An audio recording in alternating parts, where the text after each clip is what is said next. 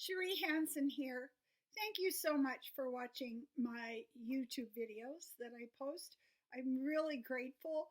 Uh, the purpose of my YouTube videos is to reach out and maybe help somebody that's struggling to be in a place where I can offer some wisdom from, it's kind of like you go to the tar pit and dig up a woolly mammoth skeleton, like there's something to learn from me.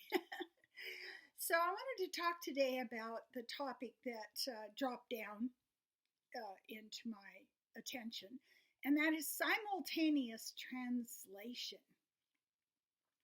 It's interesting to me to see how the ego works, how the heart works separately, how the mind tries to be like a machine and take charge, and it's like a butcher cutting off all the edges so you have something that fits a shape.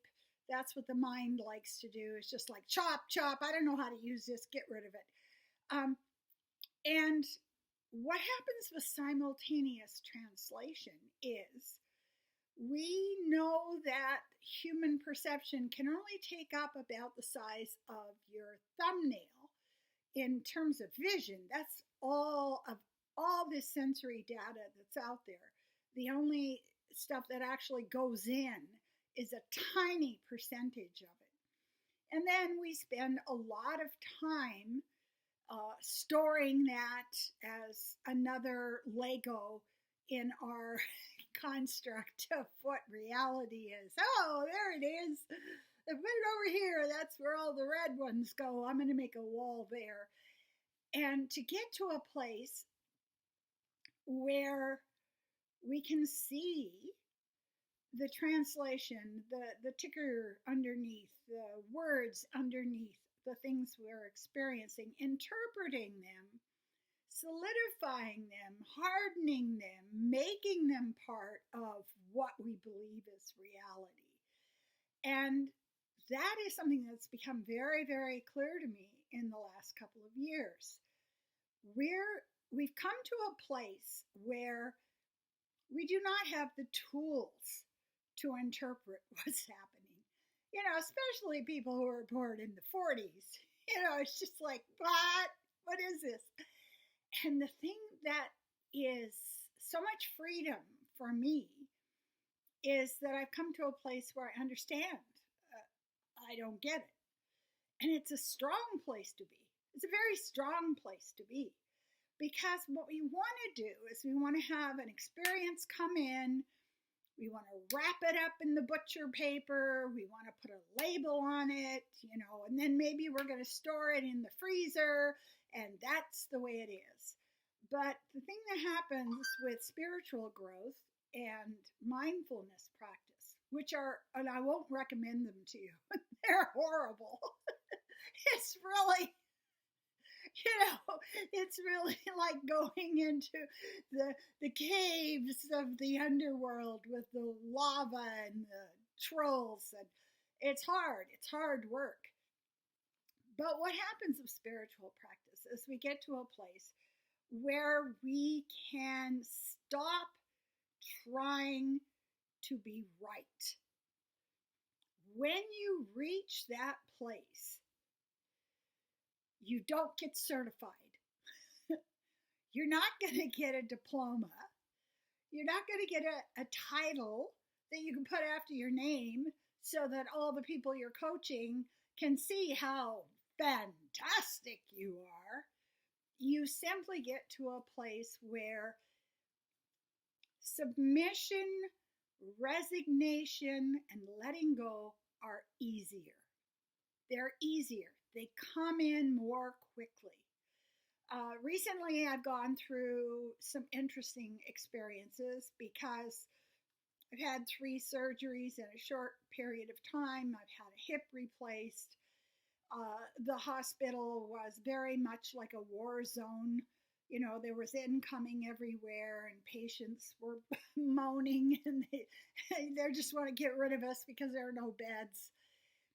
And the reward that you get for mindfulness practice and for giving up trying to get the Smarty Pants award is that it's faster for you to come into a place of just letting go.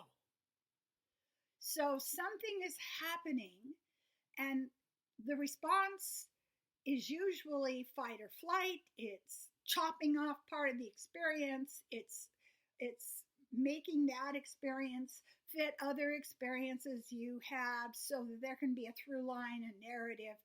But the thing that happens when you're going through things, and the thing that you keep saying to yourself, the prayer, the mantra, is, I don't know. Not my will, but thine be done. And I don't care who your thine is. It could be Jesus, Buddha, Krishna, Kali, I don't care. But someplace where you are giving up your adolescent, it's very adolescent, method of wanting to be right about what's going on. I want to make a shirt for my Redbubble site that says, what fresh hell is this? Because that's the way we learn. We go through things, and the more we get to a place where we say, this is happening to teach me. This is not happening to make me feel pampered or safe or confident or feel like I'm right. And so we are in a place where we are translating our experiences as they're happening. And I'm very aware of this. Something happened to me. I'm trying to make it into a story. What if it isn't a story? What if it isn't a continuation of something that went on before? What if it's a fresh hell? I laugh. I do. So this is one of the great gifts that has come to me in the years since 2019.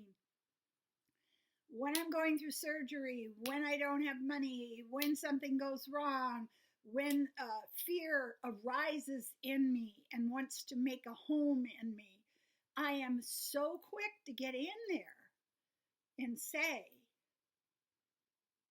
there's no story here. There's no story. It's just a lesson. So let's focus on translating it. See, we're back to the translation into something that grows our spirit. And this is the hardest thing I've ever had to do in my life, is to submit to chronic pain, to submit to not being able to walk, to submit to isolation. And strangely enough, who knew? Small pleasures mean more to me now. My heart is quicker to love. And I don't care who you are or what nonsense you're spewing out of your mouth. The ability to love is all on my side. You're not auditioning for the right to be human. I give that to you immediately. So this is what I wanted to share with you today, is sometimes the lessons that are coming in need to just drop in and not have you translate them into your story of your past, or the story of your family, or the story of your future. If you're going to chop something off, chop off the tail, because that's where contentment lies. Thank you very much. I just wanted to point out to you that I have a blog at CherieHanson.com, which today has 75,500 subscribers. Do subscribe to my YouTube channel. And if you would like a little bit of steadying as you go through things, get a hold of me.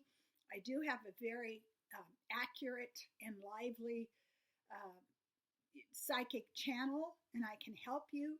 I have a lot of wisdom because I've decided to just, fail at so many things. There are no certificates for it. But I do know that we're in a place of love right now.